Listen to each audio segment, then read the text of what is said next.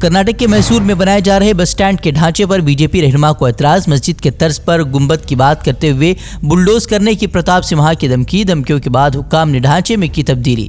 Indonesia میں G20 اجلاس سے وزیراعظم مودی کا خطاب، وزیراعظم نے کہا موسمیاتی تبدیلی، کورونا اور یوکرین جنگ سے دنیا میں تباہی، ان معاملوں کو حل کرنے میں اقوام متحدہ جیسی تنظیموں کو بھی ناکام قرار دیا۔ TRS اراکین اسمبلی کی خرید و فروخت معاملے میں تلنگانہ ہائی کورٹ نے بی جے پی کو دیا جھٹکا، معاملے کی CBI جانچ کی عرضی کو کیا خارج۔ TRS اراکین کو رقم کا لالچ دینے کی کوشش کر رہے 3 افراد کو پولیس نے کیا تھا گرفتار، بی جے پی پر آپریشن لوٹس چلانے کا TRS نے لگایا تھا الزام۔ انڈونیشیا پہنچے وزیراعظم مودی نے اپنی حکومت کی تعریف میں پڑھے قصیدے، کہا 2014 کے بعد ہندوستان میں آئی ہے بڑی تبدیلی، 2014 کے بعد بے مثال رفتاری کے ساتھ آگے بڑھنے کا کیا بلند بانگ دعویٰ، 21ویں صدی کے لیے ہندوستان کو امید کی کرن قرار دیا۔ 2014 کے پہلے اور 2014 کے بعد کے بھارت بہت بڑا فرق جو ہے، بہت بڑا فرق ہے، وہ مودی نہیں ہے، وہ بہت بڑا فرق ہے سپیڈ اور سکیل میں۔ آج بھارت ابھوتپورو سپیڈ پر کام کر رہا ہے اور اپرتیاشت سکیل پر کام کر رہا ہے۔ اب بھارت چھوٹا سوچتا ہی نہیں ہے۔ میزورم میں کان کے دھس جانے سے 8 مزدوروں کی موت، کھان میں اب بھی 4 مزدور پھنسے، اچانک چٹان کھسکنے سے نہیں ملا تھا مزدوروں کو باہر آنے کا موقع، فی الحال کئی ٹیمیں راحت رسانی کے کام میں مصروف۔ مہاراشٹر میں راہل گاندھی کا عوام سے خطاب، بی جے پی پر آئین پر ہر روز حملہ کرنے کا لگایا الزام، بولے یہ نہیں چاہتے کہ غریب آدیواسیوں اور دلتوں کو ملے ان کے حقوق، نوٹ بندی اور GST کو قرار دیا عام آدمی کے خلاف سرکاری ہتھیار۔ اور یہ ہر روز سنویدھان پہ آکرمن کرتے ہیں 24 گھنٹہ، کیونکہ یہ اس بات کو ماننے کو تیار نہیں ہے کہ اس دیش میں دلتوں کو، پچھڑوں کو، آدیواسیوں کو، غریبوں کو حق ملنا چاہیے۔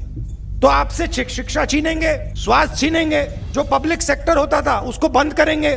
دہلی کے مہرولی قتل کیس کے ملزم کو لے کر مہرولی کے جنگل پہنچی پولیس، 3 گھنٹے تک کیس سے جڑی کئی چیزوں کو لے کر کی گئی تلاش، کھل رہے ہیں ایک ایک کر کے حیوانیت کے کئی راز۔ گزشتہ دنوں ملزم نے اپنے پارٹنر کو قتل کر اس کے درجنوں ٹکڑے کرنے کا کیا تھا اعتراف۔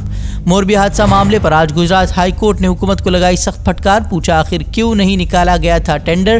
عدالت نے معاملے کا خود نوٹس لے کر 6 محکموں سے طلب کیے ہیں جواب۔ حادثے میں 135 افراد کی گئی تھی جان۔ کرناٹک میں 8000 کلاسز کو بھگوا رنگ سے رنگنے کے بومئی سرکار کے فیصلے پر اپوزیشن کی تنقید، کانگریس نے اسے تعلیم کے بھگوا کرن کی سازش قرار دیا، طلباء کو سہولت فراہم کرنے کے بجائے سیاست کرنے کا بی جے پی پر لگایا الزام۔ کانگریس نے تعلیم کے بھگوا کرن کے خلاف #CM انکل مہم کا آغاز کیا، کلاس رومز میں رنگ روغن کے بجائے طلباء کے لیے ٹوائلٹ بنانے اور پینے کا صاف پانی مہیا کرانے سمیت طلباء کو سہولیات دینے پر توجہ دینے کی سرکار سے مانگ کی۔ کرناٹک کانگریس رہنما پریانک کھرگے کو جان سے مارنے کی دھمکی دینے کے الزام میں گرفتار بی جے پی کارکن رہا، گزشتہ دنوں بی جے پی کارکن نے انہیں بندوق سے گولی مارنے کی کہی تھی بات، کانگریس رہنما کی شکایت کے بعد ہوئی تھی گرفتاری۔ کانگریس نے گجرات اسمبلی انتخابات کے لیے اسٹار تشہیروں کی فہرست جاری کی، کانگریس صدر ملکارجن کھڑگے، سونیا گاندھی سے لے کر راہل گاندھی، پرینکا گاندھی سمیت 40 لیڈروں کے نام شامل۔ گجرات میں 21 دسمبر کو ہونی ہے اسمبلی انتخابات کے لیے ووٹنگ۔ کیرل میں 2013 کے قتل معاملے میں RSS کے 11 اراکین کو عدالت نے سنائی عمر قید کی سزا، 1 لاکھ جرمانہ بھی کیا ہے۔ 2013 میں بیوی اور بچوں کے سامنے RSS کارکنان نے نارائن نائر کو اتارا تھا موت کے گھاٹ۔ الجزیرہ کی خاتون صحافی شیرین ابو عاقلہ کے قتل کی تحقیقات کرنے کا امریکہ کا اعلان، اہل خانہ نے فیصلے کا خیر مقدم کرتے ہوئے اہم قدم قرار دیا۔ 11 مئی کو اسرائیلی فوج نے سر پر گولی مار کر کیا تھا ہلاک۔ افغانستان میں مکمل طور پر شرعی قوانین کے نفاذ کا اعلان، امیر طالبان ملا ہبت اللہ اخونزادہ نے شہروں میں تعینات قاضیوں کے ایک گروپ سے ملاقات میں اسلامی قوانین کے مکمل نفاذ کا دیا حکم۔ امیر طالبان نے کہا شریعت کے احکام کی پاسداری ہر ایک پر ضروری۔ استنبول بم دھماکہ معاملے میں گرفتاریوں کا سلسلہ جاری، اہم ملزم کی گرفتاری کے بعد مزید 50 مشتبہ افراد زیر حراست۔ گزشتہ دنوں حملہ آوروں نے پرہجوم مارکیٹ میں کیا تھا بم دھماکہ، جس میں 8 افراد ہلاک جبکہ 50 سے زائد افراد ہوئے تھے زخمی۔